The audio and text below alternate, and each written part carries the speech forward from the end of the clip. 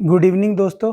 जैसे कि हम लोग चालुक्य राजवंश पढ़ रहे थे, तो चालुक्य राजवंश के तहत दोस्तों हम लोगों ने वातापी का चालुक, वेंगी का चालुक और कल्याणी का चालुक पढ़ लिए थे। आज दोस्तों हम लोग पढ़ेंगे सोलंकी या गुजरात या गुर्जर का चालुक।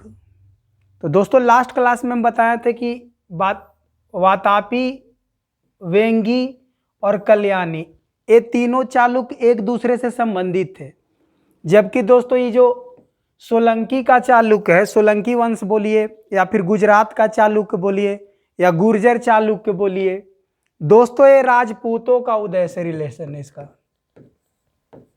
ये वातापी, वेंगी और कल्याणी से इसका कोई लेना देना नहीं है। तो दोस्तों लास्ट क्लास में तो हम लोग चालुक्य राजवंश के तहत वातापी, वेंगी और कल्याणी पढ़ लिए थे। आज दोस्तों हम लोग पढ़ेंगे सोलंकी का चालुक। तो इसको दोस्तों आप अगर इसमें क्या पढ़ेंगे थोड़ा देखते हैं। तो सबसे पहले पढ़ेंगे दोस्तों सोलंकी राजवंश के तहत ये जो गुजरात का चालुक्य है या गुर्जर चालुक्य है, इसका क्षेत्र कहाँ था। फिर पढ़ेंगे इसका काल क्या है, समय क्या है। फिर देखेंगे इसका संस्थापक क्या है।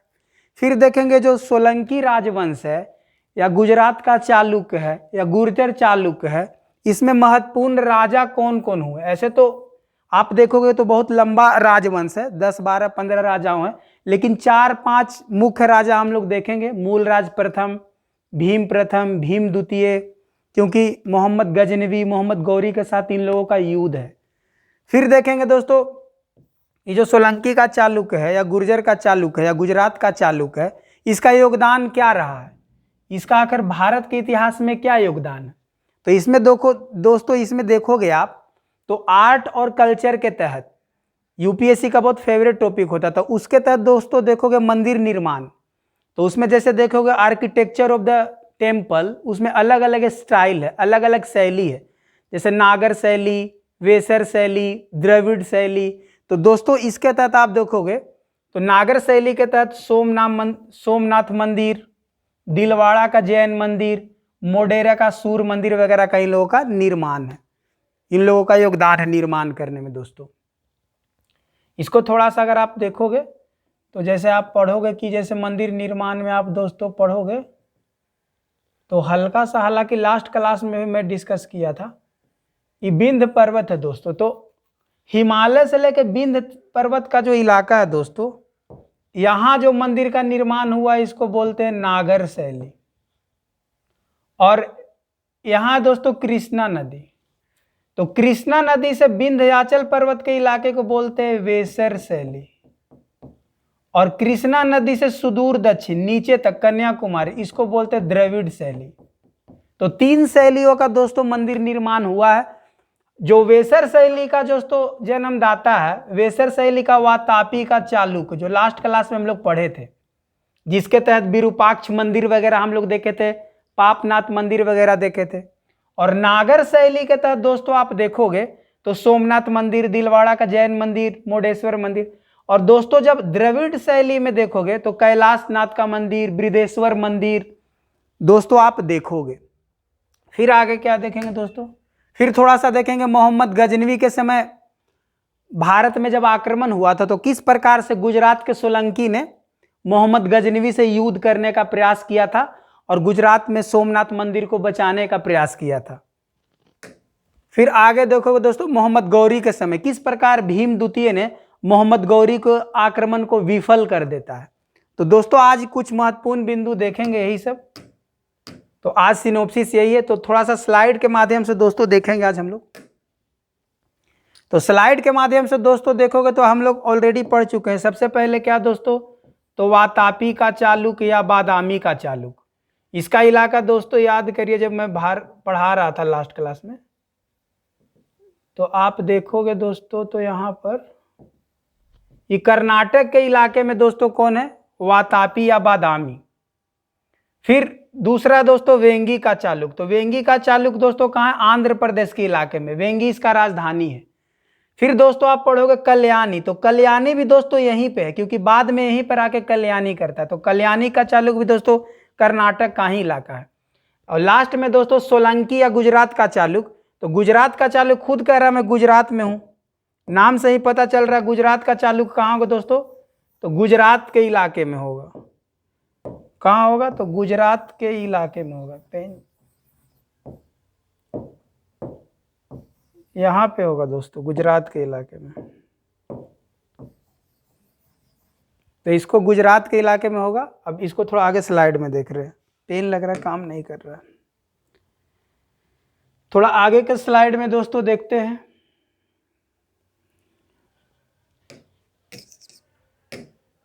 तो आगे के स्लाइड में दोस्तों देखेंगे हम लोग थोड़ा सा मैप में कि आखिर कहाँ पे है।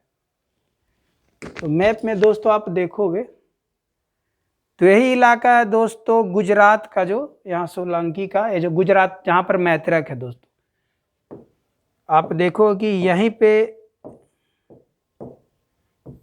पे गुजरात का चालुक है दोस्तों, यहीं के इलाके में। आगे थोड़ा सा अभी नीचे वाले स्लाइड में आपको क्लियर हो जाएगा। ये देख सकते हो दोस्तों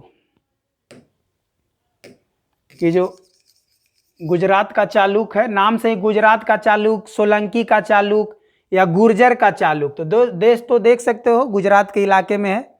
और आप देखोगे गुजरात के इलाके में, इसीलिए आप देखोगे दोस्तों जब भी मध्य एशिया या तुर्क से अफगानिस्तान से हमला होगा तो इधर से ही होगा।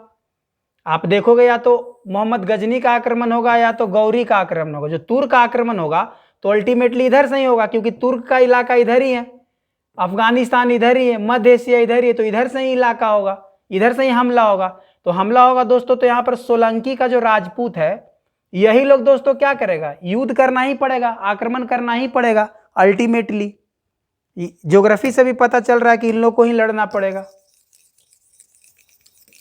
अब दोस्तों थोड़ा देखते हैं कि इस चालुक का क्षेत्र तो देख ही लिए दोस्तों। अब यहाँ कहानी है दोस्तों कि पश्चिमी, इसका क्या नाम है दोस्तों, पश्चिमी भारत में है। गुजरात का चालुक बोलिए, सोलंकी चालुक बोलिए या गुर्जर चालुक बोले। तो इसके बारे में लास्ट क्लास में दोस्तों में कहानी बताए थे कि जो ये राजपूतों का उत्पत्ति के तहत जो सोलंकी का चालुक है, एक राजपूत राजवंश है।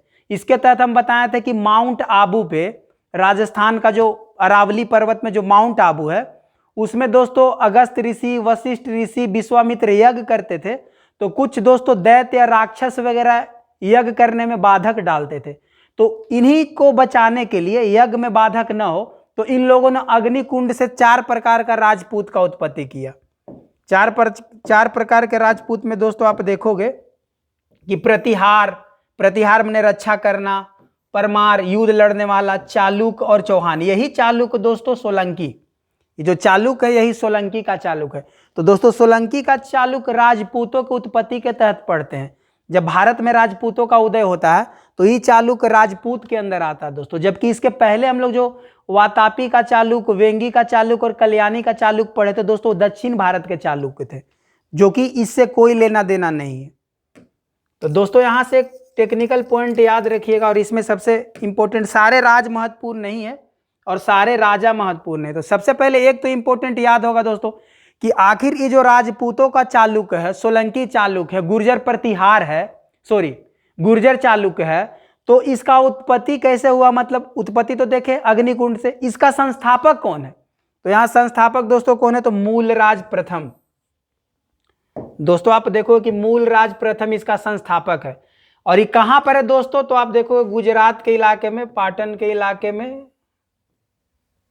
आप देख सकते हो दोस्तों मैप में भी कि कहां पर ये चालुक है दोस्तों। तो ये चालुक यहाँ पर गुजरात के इलाके में, यहाँ पर जो पाटन और काठियावाड़ के क्षेत्र में। इसका राजधानी तो अनिलवाड़ है दोस्तों, अनिलवाड़ इसका राजधानी है। यहाँ पूछेगा तो दोस्तों ये क्षेत्र इसका संस्थापक है दोस्तों, तो 940 से 41 के बीच में मूलराज। तो यहाँ से पूछेगा इसका संस्थापक कौन है, तो मूलराज। किस क्षेत्र में, तो गुजरात के इलाके में, पाटन और काठियावाड़ के इलाके में। स्थापना कब हुआ, तो 940 के आसपास। इसका राजधानी कहाँ है, तो अनिलवाड़ है। तो दोस्तों मूलराज के बारे में बस इतना ही पढ़ना है। उसके बाद मूलराज का कोई राजनीतिक योगदान नहीं रहा, कोई महत्वपूर्ण लड़ाई नहीं हुआ, तो ज़्यादा हम लोग फोकस नहीं करेंगे। हम लोग वही राजा को फोकस करेंगे, उसी राजा को जिनका राजनीतिक योगदान हो या सांस्कृतिक योगदान हो। फिर आगे दोस्तों 2 राजा देखेंगे जिसका कोई योगदान नहीं। बस इतने याद रखिए कि मूल राज के बाद फिर सोलंकी के चालुक्य के तहत कौन राज आया? तो मूल राज के बाद चामुंड राज आया, जिसका कोई राजनीतिक योगदान नहीं है, ना ही सांस्कृतिक, तो इसको नहीं पढ़ना है। फिर इसके बाद कौन आया दोस्तों? दुर्लभ राज, इसका भी कोई योगदान नहीं है, तो नहीं पढ़ना है। फिर दोस्तों आएंगे कौन? भीम प्रथम। भीम 1 का योगदान है दोस्तों। कहा जाता है कि कलचुरी के शासक लक्ष्मीकरण के साथ मिलकर परमार भोज को हराया था। आप देखोगे दोस्तों कलचुरी यहीं पे है। कलचुरी जब पढ़ोगे दोस्तों, जब हम पढ़ेंगे हम लोग मध्य भारत, तो वहां पर थोड़ा सा देखेंगे दोस्तों। यहां पर कलचुरी मध्य प्रदेश के इलाके में है, यहां पे। तो कह रहा कलचुरी के शासक लक्ष्मीकरण के साथ मिलकर परमार भोज को हराया था। तो परमार भोज को किसने हराया था? तो भीम प्रथम। परमार भोज बहुत ही ताकतवर राजा था। तो दोस्तों यहां से सवाल अगर पूछ लिया जाए, दूसरा पहला लड़ाई इसका यही हो गया दोस्तों। पहला कि किसको हराया? तो भोज को हराया, परमार भोज को। दूसरा सिंध के राजा को हराया था। सोचिए दोस्तों, भीम प्रथम इतना ताकतवर था, इतना महत्वाकांक्षी था, कह सकते हैं कि सोलंकी वंश में एक साम्राज्यवादी था। तो कहीं ना कहीं दोस्तों इस सिंध के इलाके में दोस्तों देखोगे, यहाँ सिंध नदी आप देखोगे कि सिंधु नदी यहां से निकल के आती, तो सिंधु नदी को पार करके दोस्तों सिंध के राजा को हराया था। तो सिंधु नदी को पार करना उस समय आसान नहीं था। तो कहा जाता है कि सिंध राजा को बांध बना के हराया था। बांध बनवा लिया, ये जो सिंधु नदी है दोस्तों, सिंधु नदी पर बांध बनवाया, और बांध बनवाने के बाद अपना सेना को ले जाके सिंध में युद्ध जीता था। तो पहला दोस्तों देखिएगा परमार को हराया, दूसरा सिंध के राजा को हराया। तीसरा सबसे इंपॉर्टेंट दोस्तों है दोस्तों महमूद गजनवी के समय।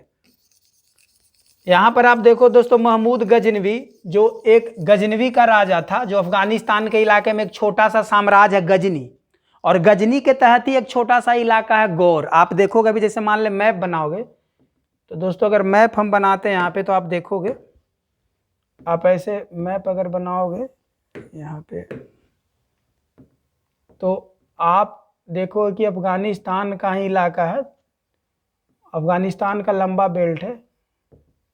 ये पूरा इलाका दोस्तों इधर तुर्क, ईरान, इराक पूरा इलाका आता है, लेकिन ये खास करके जो अफगानिस्तान के क्षेत्र में एक छोटा सा राज है जिसका नाम है गजनी, और इसके अंदर भी एक छोटा सा राज है, उसका नाम है गौर। तो जो गजनी है दोस्तों, गजनी का राजा है दोस्तों महमूद गजनवी, और इसके अंदर जो छोटा सा गौर है इसका राजा है मोहम्मद गौरी। तो दोस्तों दोनों आप देखोगे अफगानिस्तान का इलाका एक बड़ा साम्राज्य है। अफगानिस्तान, ईरान, इराक, तुर्क के इलाके में बहुत बड़ा साम्राज्य है, उसके अंदर एक छोटा सा सामंत है, उसका नाम है महमूद गजनवी, और उसके अंदर भी एक छोटा सा साम्राज्य है गौड़, उसको बोलेंगे मोहम्मद गौरी, उसका साम्राज्य था। आगे देखेंगे दोस्तों, तो आप यहां पर दोस्तों देखोगे भी, तो मोहम्मद गजनवी के बारे में कहा जाता कि भारत में 17 बार आक्रमण किया, सोमनाथ मंदिर को लूटा था।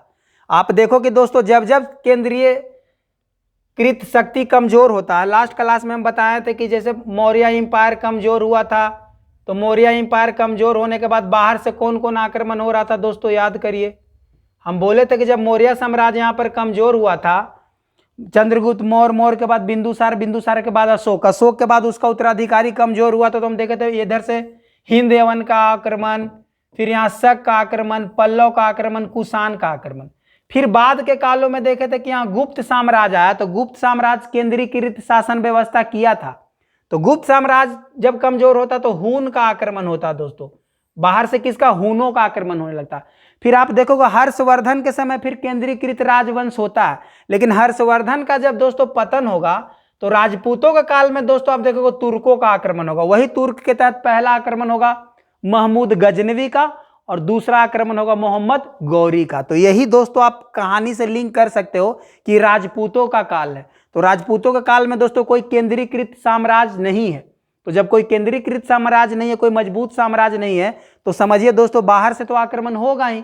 तो पहला आक्रमण दोस्तों देख लो यहाँ पर कि आप तुर्कों का पहला आक्रमण एग्जाम में पूछता है कि तुर्क में सबसे पहला आक्रमण किसका है, तो कहा जाता तुर्कों का सबसे पहला आक्रमण महमूद गजनवी। कब इसका पहला आक्रमण कहा जाता है कि पहला आक्रमण लगभग 1000 ईस्वी में किया, और अंतिम आक्रमण दोस्तों जाटों के विरुद्ध किया है कब? 1027 में। कहा जाता है 1000 से लेके 1027 के बीच में 17 बार भारत में आक्रमण किया था मोहम्मद गजनवी। 17 बार आक्रमण किया था। सोमनाथ मंदिर को दोस्तों लूटा था। लगभग 20 लाख से ज्यादा दिनार उठा के लेके चला गया था। और कहा जाता है कि सोमनाथ मंदिर का जो गेट है, जो दरवाजा को भी उखाड़ के लेके चला गया था गजनवी। हालांकि भीम प्रथम इसको बहुत रोकने का प्रयत्न किया, हालांकि असफल होता है।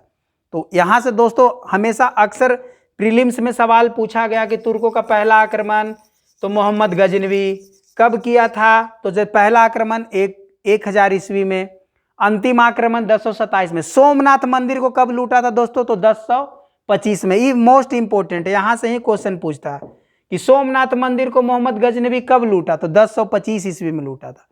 तो मोहम्मद गजनवी से बहुत इंपॉर्टेंट पॉइंट है दोस्तों, जब तुर्कों का आक्रमण पढ़ाएंगे तो मोहम्मद गजनवी के बारे में डिटेल में बताएंगे, लेकिन सोलंकी के तहत लिंक है इसीलिए थोड़ा ज्यादा डीपली नहीं जाएंगे। अलबरूनी दोस्तों, अलबरूनी, फिरदौसी, उतबी, फारूकी सब दोस्तों किसके साथ आए थे, अलबरूनी सॉरी मोहम्मद गजनी के साथ भारत में आए थे। अलबरूनी वगैरह पढ़ोगे बाद में।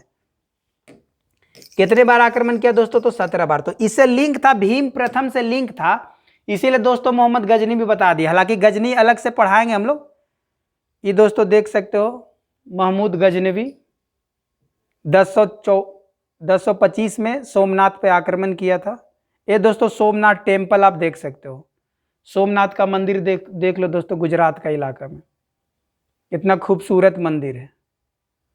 और ये देखो मोहम्मद गजनवी को दोस्तों देख सकते हो दोस्तों, उस समय किस प्रकार से आक्रमण वगैरह होता था।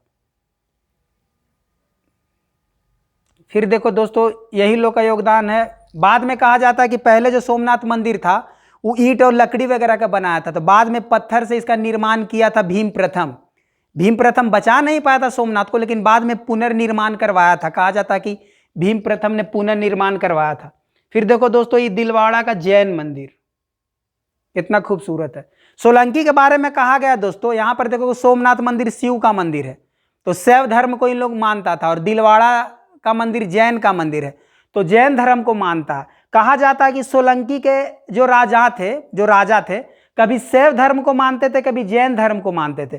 तो शैव और जैन के बीच में अंतर्द्वंद हो गया था। हालांकि देखोगे दोस्तों कि सभी धर्मों का संरक्षण दिए हैं, बौद्ध को, वैदिक धर्म को, हिंदू धर्म को जनरली संरक्षण दिए हैं, लेकिन फिर भी दोस्तों शैव और जैन के बीच में कहीं ना कहीं अंतर्द्वंद होता। अभी आगे हम लोग देखेंगे दोस्तों।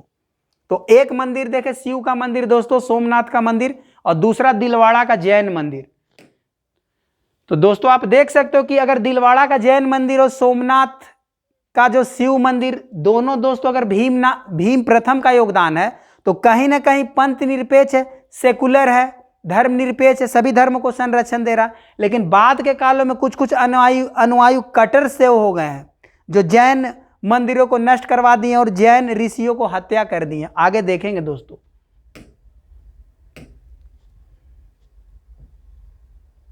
तो यहां पर दोस्तों यहां कहा जाता है कि भीम प्रथम का ही जो एक गवर्नर था बीमल, जो जैन मंदिर बनवाया। जैन मंदिर में आदिनाथ का दोस्तों किसका मूर्ति है, तो आदिनाथ का। फिर दोस्तों ये देख सकते हो ये मंदिर कितना खूबसूरत है। इस सूर्य का, मोढेरा का सूर्य मंदिर है दोस्तों।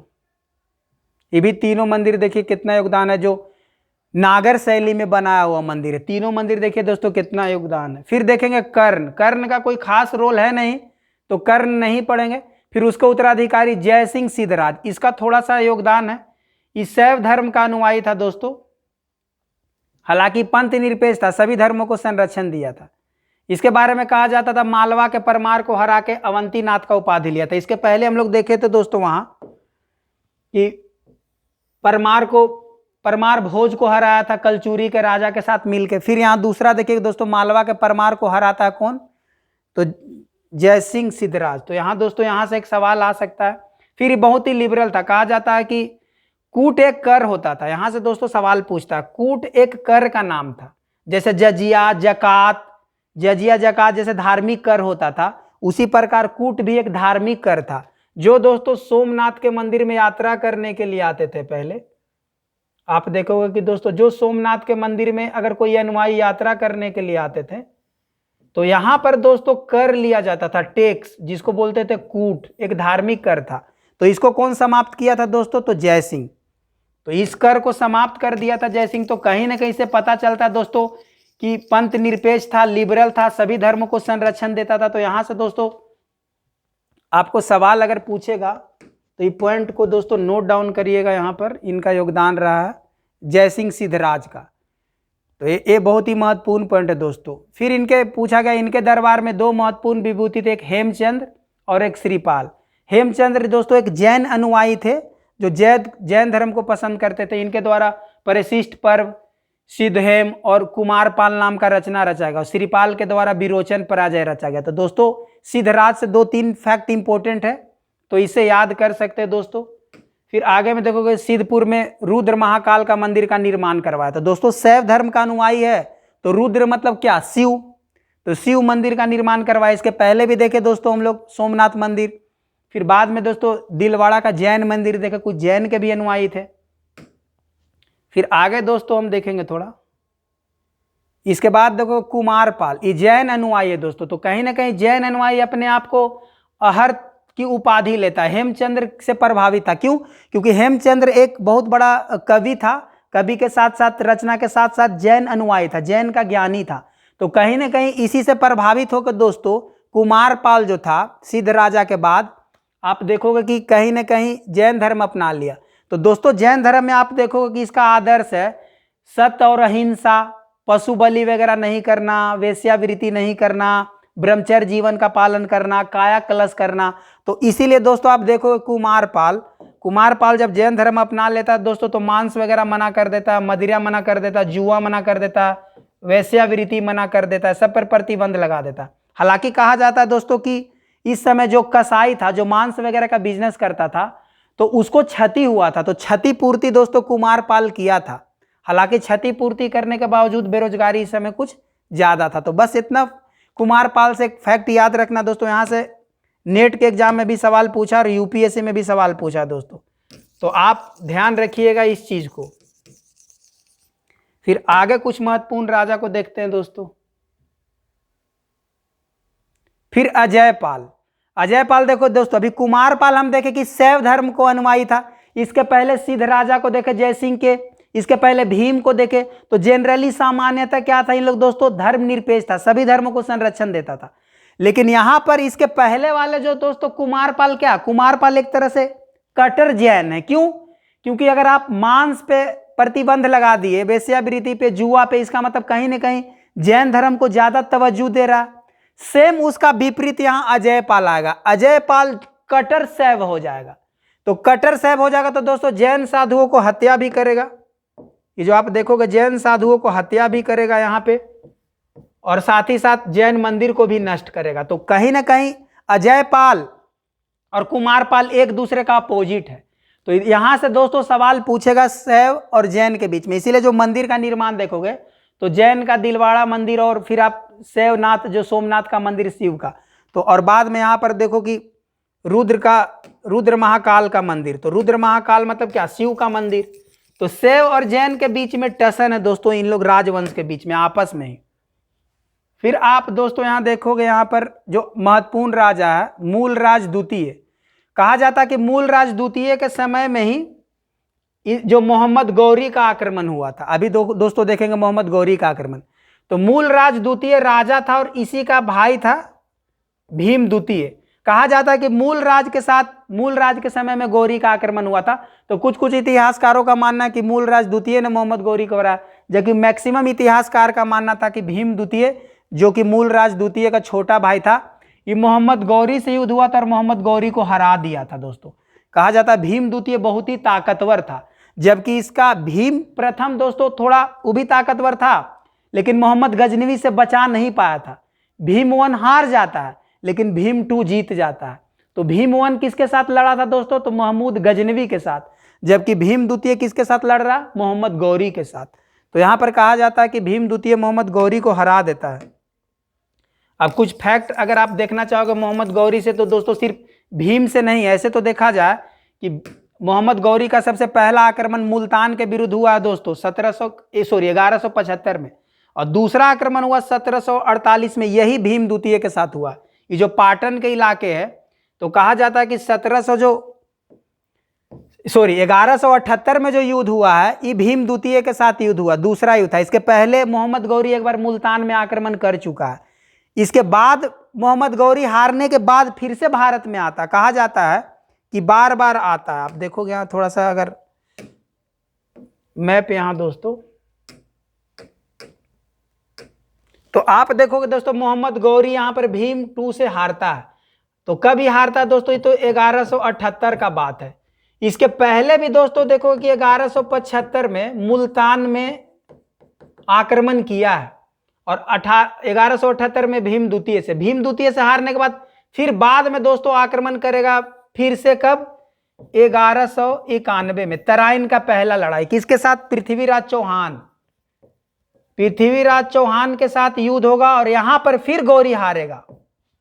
फिर कहा जाता बाद में 1192 में फिर दोबारा आता पृथ्वीराज चौहान से। कहा जाता है कि जब पृथ्वीराज चौहान से तराइन का पहला लड़ाई होता है 1191 में, तो देखा जाता है कि जो मोहम्मद गौरी हार जाता है, कहा जाता है कि असहाय हो जाता है। ऐसा हो जाता है कि पृथ्वीराज चौहान को उस पर दया आ जाता है, तो इसलिए उसको माफ कर देता है। लेकिन बाद में फिर से अपना शक्ति संगठित करके 1192 में तराइन का दूसरा लड़ाई लड़ता। तराइन का दूसरा लड़ाई लड़ने में इसलिए जीत जाता है क्योंकि पृथ्वीराज चौहान का ही ससुर जो होता है जयचंद समर्थन कर देता है मोहम्मद गौरी को। क्योंकि आप देखोगे कि पृथ्वीराज चौहान संयोगिता से प्यार करता है, और संयोगिता जयचंद की बेटी होती है। तो क्या करता है कि स्वयंवर में ही पृथ्वीराज चौहान उसके बेटी को उठा के लेके भाग जाता है। इस वजह से जयचंद पृथ्वीराज चौहान से नाराज रहता है। तो इसीलिए जब दोबारा मोहम्मद गौरी आक्रमण करने आता तो जयचंद सपोर्ट कर देता है किसको, मोहम्मद गौरी को। इसीलिए तराइन का द्वितीय लड़ाई दोस्तों पृथ्वीराज चौहान हार जाता है। और बाद के कालों में दोस्तों देखो कि जयचंद को भी धोखे से मोहम्मद गौरी हरा देता है। तो कहीं ना कहीं दोस्तों आप स्टोरी दिमाग में रखिएगा। इस स्टोरी के माध्यम से आपको दोस्तों यहाँ पर ये पॉइंट देख लीजिए जो बहुत ही महत्वपूर्ण है। तो यहाँ पर देख सकते हैं दोस्तों कि कितना इंपॉर्टेंट पॉइंट है जो आपके एग्जाम पॉइंट व्यू से बहुत महत्वपूर्ण है कि भीम, आप देख सकते हो मोहम्मद गौरी को हराया, यह मूलराज द्वितीय का भाई था। फिर यहाँ पर इंपॉर्टेंट पॉइंट कि पहला आक्रमण कब किया, तो 1175 में, और दूसरा पाटन में। पृथ्वीराज चौहान को पृथ्वीराज तृतीय भी बोलते हैं दोस्तों, याद रखिएगा। तो यहाँ देख सकते हो तराइन का दूसरा लड़ाई में पृथ्वीराज चौहान और गौरी, यहाँ पर दोस्तों यहाँ पर दूसरे लड़ाई में पृथ्वीराज चौहान हार जाता है। और 1193 में गौरी जो आता है दोस्तों दिल्ली और मेरठ के इलाके को जीत लेता है, इसी का गुलाम होता है। आप देखोगे दोस्तों तो जो यहाँ पर कुतुबुद्दीन ऐबक है, कुतुबुद्दीन ऐबक ही बाद में गुलाम वंश का स्थापना करता है दिल्ली में। दिल्ली में गुलाम वंश का संस्थापक कौन है, तो कुतुबुद्दीन ऐबक। तो दोस्तों 1193 में ही आता है और दिल्ली और मेरठ को जीत लेता है। ये किसका गुलाम होता है दोस्तों, तो मोहम्मद गौरी का। और लास्ट में चांदवर के लड़ाई में दोस्तों आप देखोगे कि जयचंद को गौरी क्या करता है, हरा देता है। तो लगातार दोस्तों 3 लड़ाई देखे, 1191 का, 1192 का, 1193 का और 1194 का। तो क्रम से दोस्तों ये चारों लड़ाई आपके लिए बहुत इंपॉर्टेंट हो जाता है। और जो राजस्थान के एग्जाम दे रहे उनके लिए तो खास इंपॉर्टेंट है क्योंकि गुजरात राजस्थान के इलाके से बहुत सारे सवाल यहाँ से पूछे जाते हैं दोस्तों। तो आप देख सकते हो कि बहुत ही महत्वपूर्ण बिंदु है। यहाँ से लगातार 4 लड़ाई आप देख सकते हो दोस्तों, देख सकते हो यहाँ पर 1191, 1192, 1193 और 1194। ये दोस्तों देख सकते हो मोहम्मद गौरी और उस समय युद्ध का बात है। तो अंतिम राजा वही दोस्तों, यही अंतिम राजा भीम द्वितीय होता है जो अभी किसको हराया, मोहम्मद गौरी का। कहा जाता है अंतिम राजा। मोढेरा का सूर्य मंदिर का निर्माण नागर शैली में, बेसर शैली, द्रविड़ शैली, उड़ीसा शैली, दोस्तों ये तो हम लोग ऑलरेडी डील कर चुके हैं। तो ये दोस्तों देख सकते हो सूर्य मंदिर, मोढेरा का सूर्य मंदिर है दोस्तों ये। इसके पहले हम लोग देख चुके थे दोस्तों सोमनाथ मंदिर, फिर देखे थे दिलवाड़ा का जैन मंदिर, ये दोस्तों मोढेरा का सूर्य मंदिर। तो आज के लिए दोस्तों इतना ही, आज के लिए इतना ही। और आज हमारा चालुक वंश खत्म हो गया और नेक्स्ट क्लास में दोस्तों हम लोग पल्लव वगैरह शुरू करेंगे। तो अगर दोस्तों वीडियो अच्छा लगा होगा तो चैनल को लाइक करिए, सब्सक्राइब करिए, कमेंट करिए, शेयर करिए ताकि मुझे मोटिवेशन मिल सके। बहुत बहुत धन्यवाद दोस्तों।